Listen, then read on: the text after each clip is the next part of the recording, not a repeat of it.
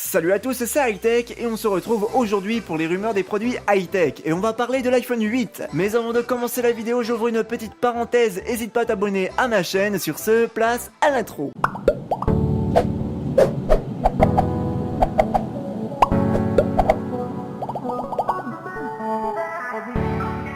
Alors, aucune date de sortie de l'iPhone 8 a été annoncée, mais certains analystes pensent que l'iPhone 8 pourrait éventuellement sortir en septembre 2017. Niveau du prix, ce smartphone se placerait dans les alentours de 769€ pour la version la moins chère. Certaines rumeurs disent que l'iPhone 8 sera équipé d'un écran AMOLED produit par Samsung. L'iPhone pourrait être aussi équipé d'une recharge sans fil. Il serait sans doute équipé de la technologie Li-Fi. Niveau batterie, ce téléphone devrait être fortement amélioré par rapport à l'iPhone 7. On dit aussi que ce téléphone pourrait être pliable. Niveau design, ce téléphone aurait un écran entièrement bord à bord. Certaines rumeurs disent que l'iPhone 8 pourrait être équipé d'une coque en verre ou d'une coque en céramique. L'iPhone pourrait être aussi marqué de la disparition du bouton Home qui serait directement intégré à l'écran bord à bord. Sans oublier que Apple serait sans doute en train de préparer 3 modèles d'iPhone avec une version classique, une version plus et une version inédite pour la marque. Mon avis, je pense que ces rumeurs énoncées sont pour la plupart cohérentes, mais toutefois il y a deux rumeurs